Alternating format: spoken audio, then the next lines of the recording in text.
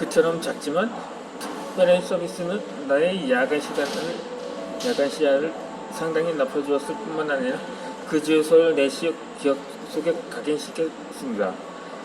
그 이후 나는 3개월 동안 모두 8번이나 신시내티를 지나게 되었는데 갈 때마다 그곳을 들렀습니다. 그리고 나는 매번 그곳의 기대 이상의 서비스를 받곤 하였습니다.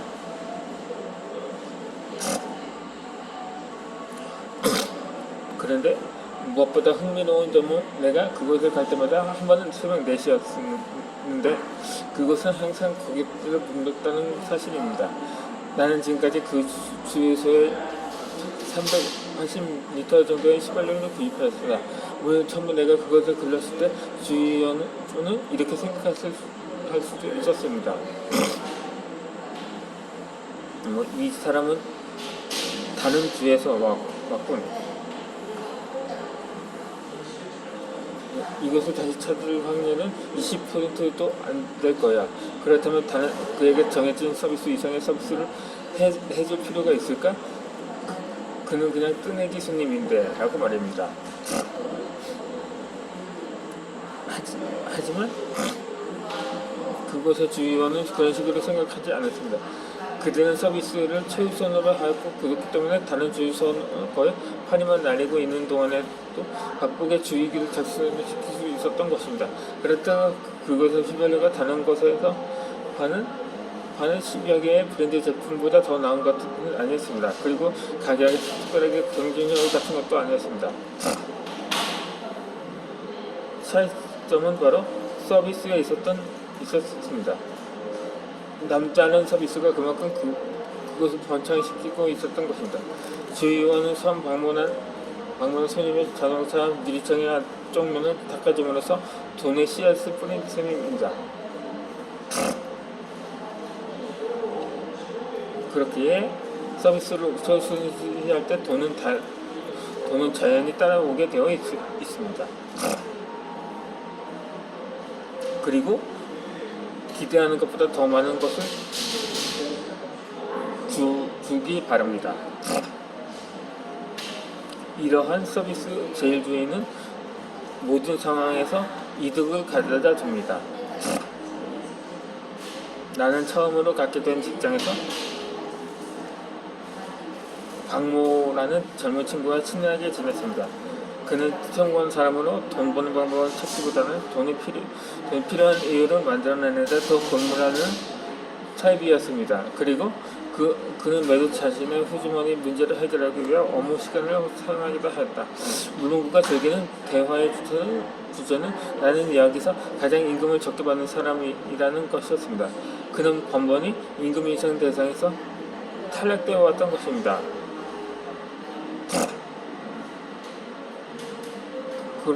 그러던 어느 날 그는 작정을 하고 상사를 찾아가 돈을 더 달라고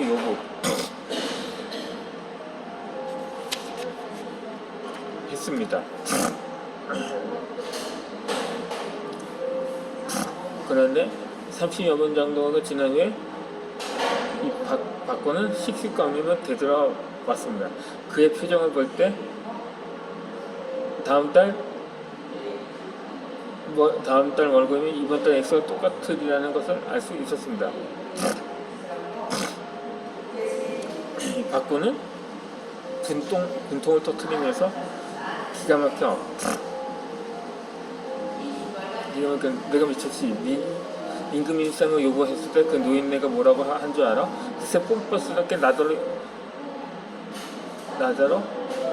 임금 인상을 요구하는 것이 정당하다고 믿는 이유가 대체 무엇이냐고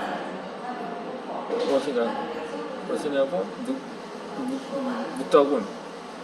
그래서 나는 수많은 이유를 갖다 댔지. 다른 직원들의 인간이 인상되는 동안 매일 월급은 동결되어 왔으니까 말이야.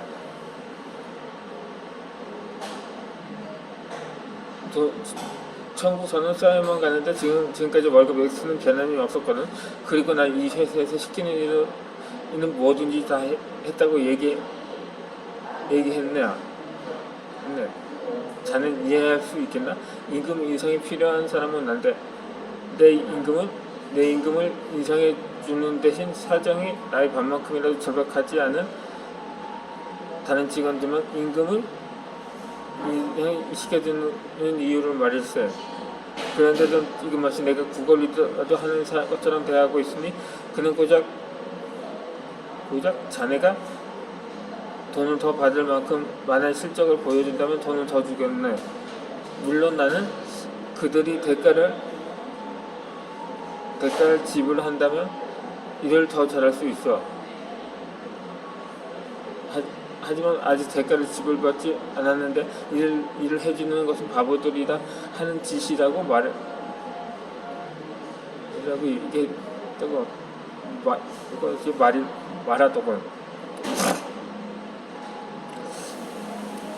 그렇게 박구는 돈 받는 방법을 깨닫지 못하는 사람들의 전형적인 사례입니다. 그의 마지막 말은 그가 저질러온 실수로 유혹해주고 있습니다. 박구는 회사에서 자신에게 월급을 더 주길 바랬고 그렇게 해준다면 생산 구성을 높이겠다고 생각합니다. 하지만 그것은 회사 시스템은 돌아가는 방식이 아닙니다. 실적을 보여주겠다는 약속만으로 임금을 인상시킬 수 없습니다. 먼저 더 나은 실적을 보여줄 때만 임금을 인상시킬 수 있는 것입니다.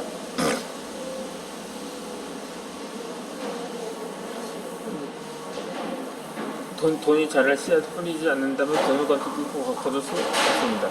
그리고 거기서 돈의 씨앗이 바로 서비스입니다. 서비스의 최우선을 삼는다면 돈을 저절로 썰어게 되어 있는 것입니다.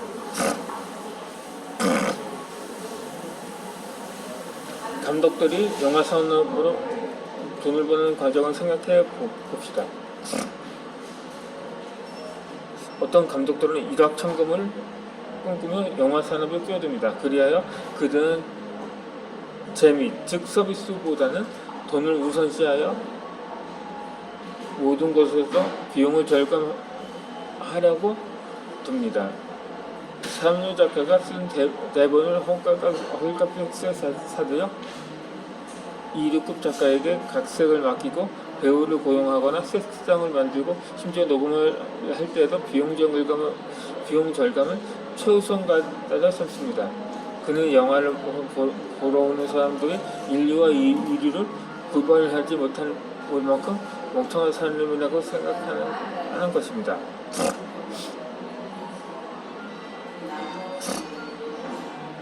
하지만 이처럼 일확천금의 꿈에 부푼 감독들은 좀처럼 일확천금을 얻을 수 없습니다.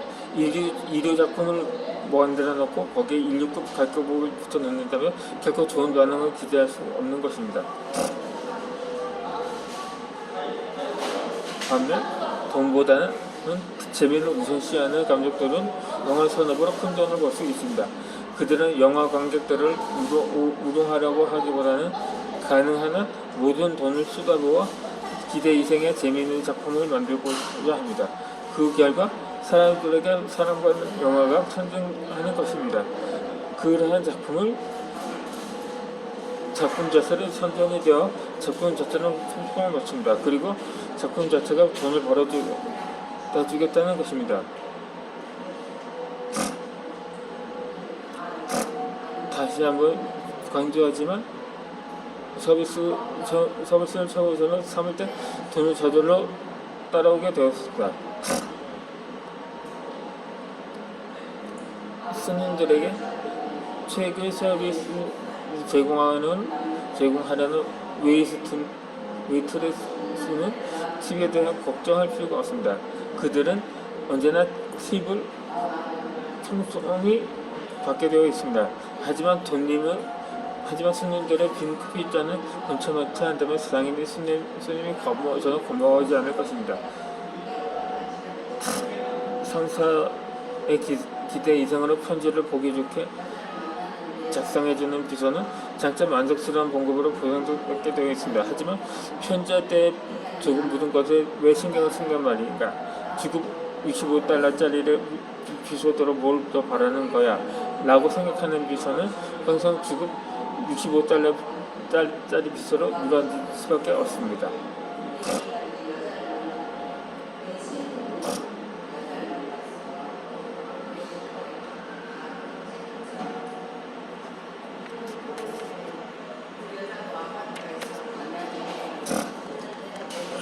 고객에게 완벽한 서비스를 제공하는 세일즈만은 고객은 일 걱정을 할 필요가 없습니다.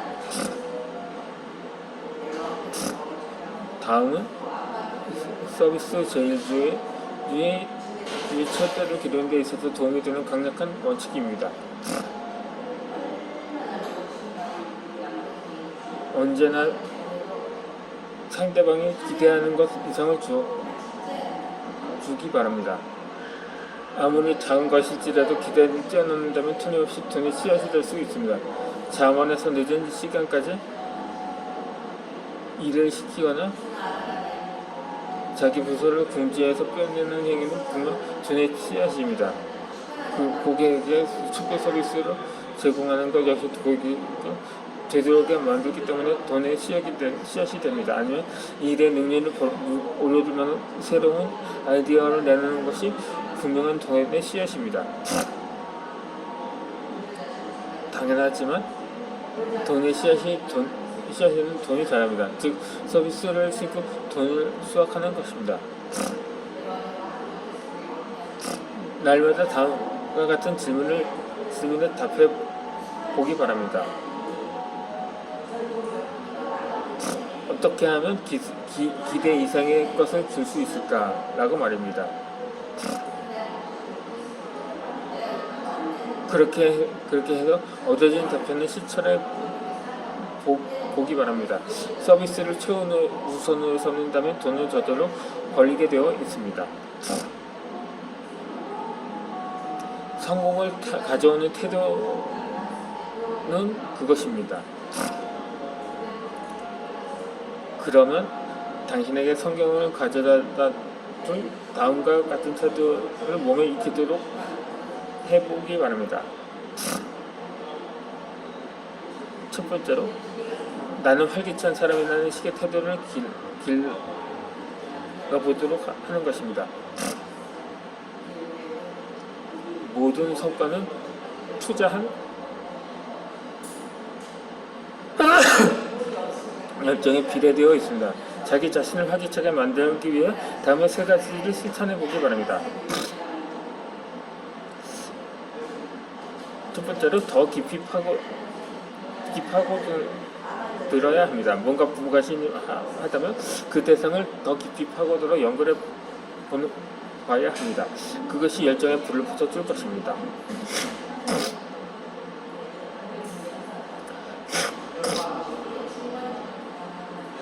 두 번째로,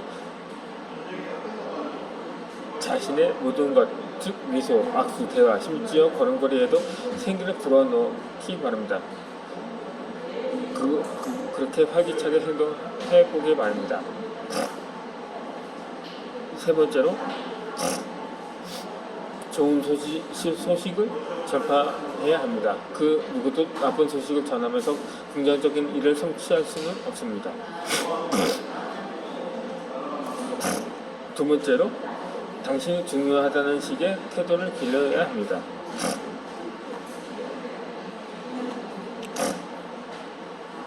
상대방을 중요한 존재를 만들 때 그들은 당신이 위해 더 많은 일을 해줍니다. 다음의 사항을 기억해 보기 바랍니다. 첫 번째로, 기회가 있을 때 감사하는 것입니다. 그 사람들이 자기 자신에 대해 중요한 존재임을 느끼도록 해주기 바랍니다. 세 번째로, 사람들의 이름을 불러주어야 합니다. 마지막 세 번째는 이어서 설명하도록 하겠습니다.